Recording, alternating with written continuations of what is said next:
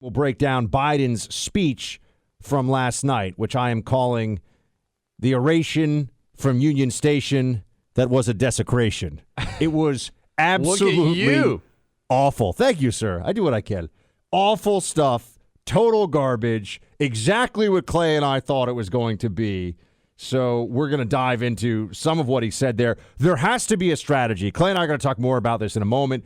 There has to be some Democrat thinking that is underway with all this that we're not really we haven't been taking into account that much yet.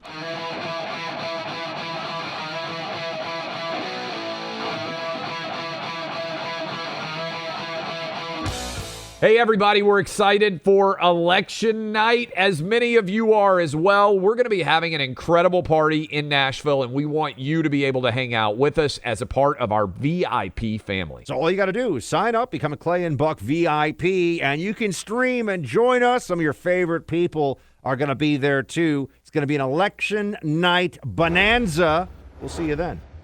Biden's speech last night.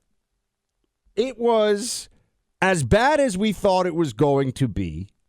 He starts out with the assault on Nancy Pelosi's husband, which is clearly the last-ditch effort of the Democrat apparatus. Think about how crazy this is, everyone. Some nudist illegal alien who, yes, has posted lots of conspiracy theories. You know, he posted Pizzagate or whatever. He also said that Jesus Christ is the Antichrist, okay? This guy is a lunatic. Because he attacks Paul Pelosi because he's a crazy person, people shouldn't vote against Democrats who have driven up the price of gas, food, left the border wide open, made our streets less safe, and acted like tyrannical maniacs during COVID. I mean, the fact that the president, Clay, gave this speech last night from Union Square, had no new argument of any kind, although there's one thing I'll get into in a second about. Everyone's going to have to be patient with how those tallies for votes may take some time. What was the point of last night? Was it just desperation? I think it is desperation, and I think it is a rally your base speech that they have recognized. They see the same data that we do. They probably have far better polling data than what is released publicly, and they know that Republicans are energized. They know that abortion has failed to motivate their base, and what they are relying on now is to play Biden is the one-hit wonder, and his song now is democracy's in despair, democracy's in danger. And that this is entirely, my theory, Buck, is this is entirely designed to try to limit the size of the red wave, to keep it to a red wave as opposed to a red tsunami by impressing upon the Democrat base, you guys have to show up because democracy is in peril. I don't think that plays with independents. I don't think it plays with Republicans. My argument against this as a base speech, Buck, is I actually think it angers Republicans and independent and Democrats who are willing to be, thoughtful, because there still are some, because it doesn't address what they're dealing with on a day-to-day basis. While he was speaking, Buck, I was listening to it as I was driving. And I was taking my kids to extracurricular activities, picking up from basketball, taking them to dance. They've got all these dance competitions that they do now. They do everything, right? Every sport under the sun. And I'm driving around, and I think I'm like a lot of parents out there. It is just so remarkably tone deaf when you're driving past the price of gas on your right and your left as you're driving down the road. I was going to Costco to go buy a couple of things at Costco. When you're going out and the prices on your groceries and your day-to-day activities continue to skyrocket. And then you got this old man yelling at you about democracy in danger because of January 6th. And he doesn't mention, and I thought this was significant, Buck, he didn't mention any, of course, of the violent acts that have been perpetrated by the left, right? If you truly cared about the danger to politicians in this country, how would you not spend a substantial portion of the speech talking about how awful it was that someone tried to kill Brett Kavanaugh because of his Supreme Court opinion, which, frankly, as bad as what happened to Nancy Pelosi's husband is, from a impacting the country perspective, nothing compares to an attempted assassination of a Supreme Court justice to stop a court opinion from becoming law in terms of its actual impact. And I think the Union Station location for the speech is, for a lot of people, if you haven't spent much time in D.C., Union Station starting around, let's say, 2005. I remember when I moved to D.C. to work at the CIA about 15 years ago, and there was a huge effort to make Union Station not just a nice railway station, but a tourist attraction. People held, and you can still go, they have this option on the website, they held proms there. I knew somebody who had their prom at Union Station. Yeah. And people had weddings there. And it actually is a physically beautiful location. But it's interesting because that was true. It has been less and less true in recent years. Last couple of times I was in Union Station, I lived in D.C. in 2019. Clay, it's a homeless shelter and a drug den. I mean, there are people living outside on the street, panhandling, harassing everybody inside. There's drug use going on all over the place. All the businesses inside have left. So Biden is giving a speech from a place that is really, in so many ways, symbolic of what they have done to cities, including D.C., across the country. And so that's a part, and didn't address any of this, by the way. The fact that the sitting president of the party in power, 6 days or 5 days and hours, and some change before the election, and does not even speak about inflation, crime, nothing. The fact that it's a speech about how democracy is on the ballot. Think of, to your point about going to Costco and just being around normal people and seeing what's going on in America. They really need to get out of the CNN green room. They need to stop sitting around in the CBS News fishbowl where all the producers meet and decide what's going on. People aren't voting about whether democracy is on the ballot. What does that even mean? It's meaningless. Even the time that he chose to give it, 7 p.m. Eastern. The reason why I was listening to the speech in my car is because I had to go pick up one of my kids at basketball practice because he's finishing middle school basketball. 6 o'clock Central my time. And then, 5 o'clock on Mountain, 4 o'clock on the West Coast. You've also got the World Series going on, which, whether people care or not, is a big event with the Phillies going up against the Astros. And, by the way, my beloved Phillies are playing my beloved Astros. Yes. Good to know. By the way, Houston people listening right now well know no-hitter, first one since I think like 1956. There's a multiple pitcher no-hitter, but it was kind of a crazy game last night. And so I really do think I always try to take myself out of what we do for a living, which is obsessively follow politics and recognize how 330 million Americans live, and about 329.9 million of them have serious responsibilities with their families on a random Wednesday, 5 days from the election, 6 days from the election. And if you were going to address the nation, the fact that you would not talk about anything that all those people are caring about the most, inflation, crime, the border, their kids, and the fact that they may be required to get a COVID shot, the continuing lingering impact of all the COVID failures, it is so tone deaf that, to me, Buck, it had to be a motivate the base speech, because it's also the same speech he gave down in Georgia. Remember the Jim Eagle? This is even worse than Jim Crow. This is Jim Eagle, which is one of the stupidest things ever. Jim Crow 2.0. He gave this speech twice, I think, in Philadelphia. And I mentioned this yesterday, and Miranda Devine, I think it was, also sent a tweet similar.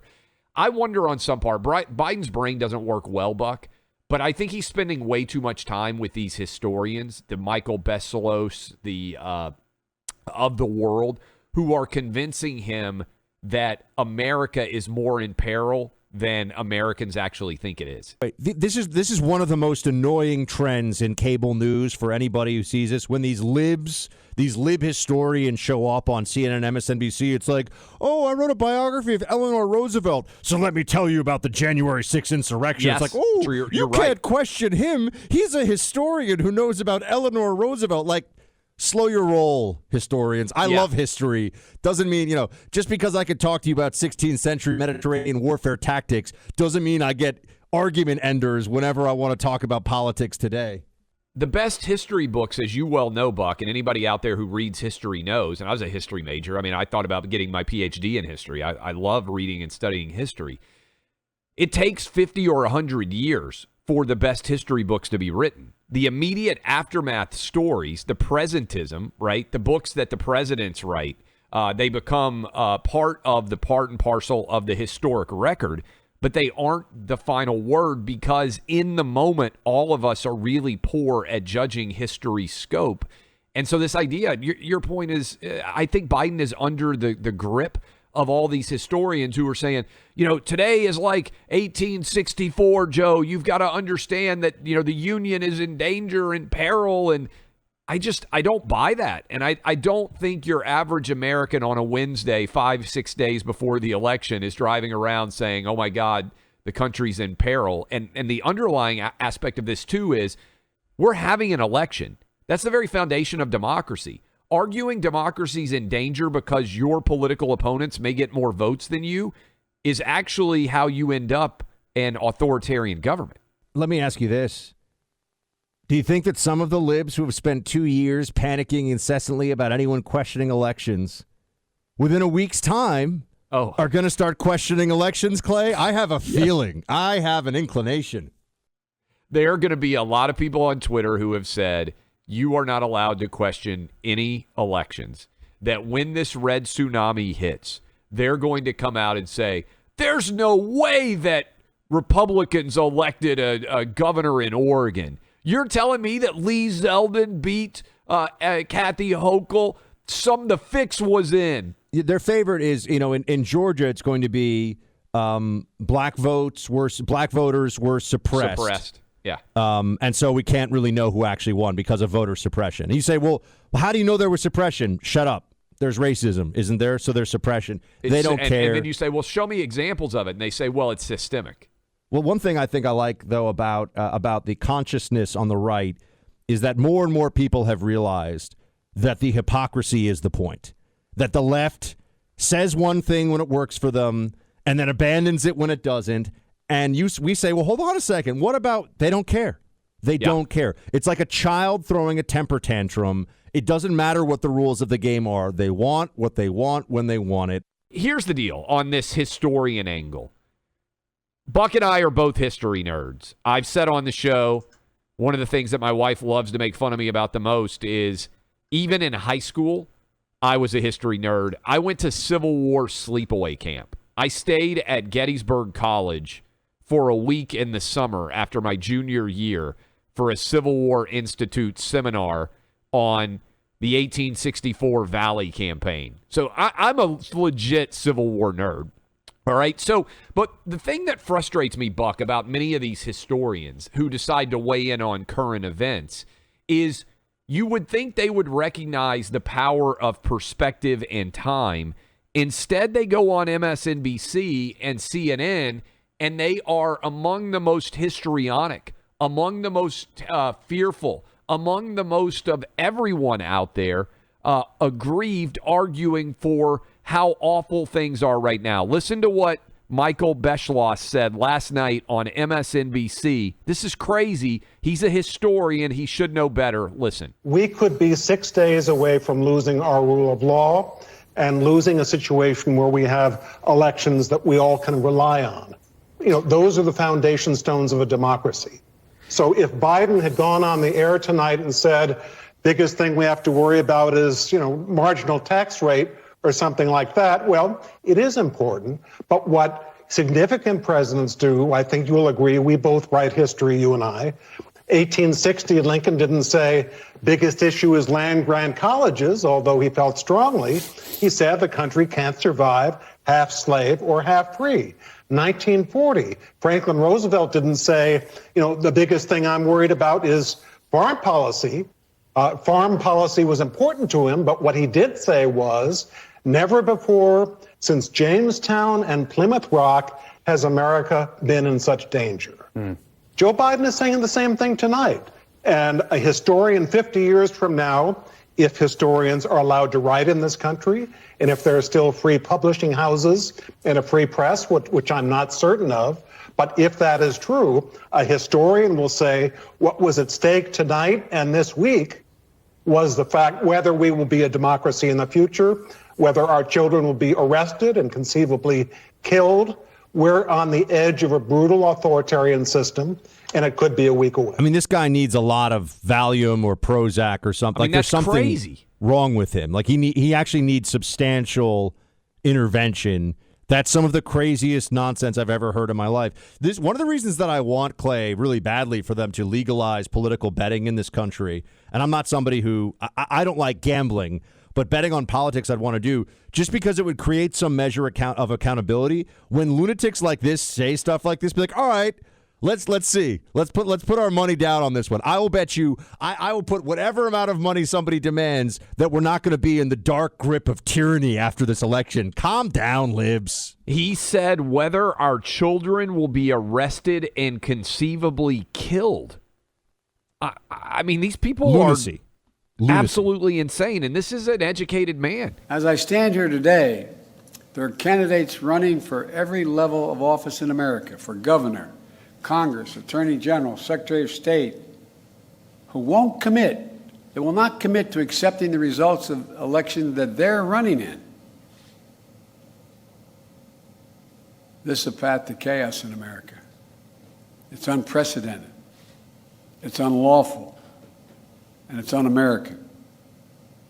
As I've said before, you can't love your country only when you win. The good news is that libs often never seem to love their country, so there's that. Welcome back to Clay and Buck. And also, definitely don't love their country after Donald Trump wins, according to Biden's own logic, because they refused to accept that election. They set up a bogus special counsel to try a soft coup against the sitting president, have never even admitted what a disaster, what a dastardly, underhanded, dirty trick this was. And we're just supposed to act like, yeah, let's get lectures from old man Biden when he's, awake enough to give a speech that someone else writes for him. The whole thing is absurd, friends. But you see, there is one part of this.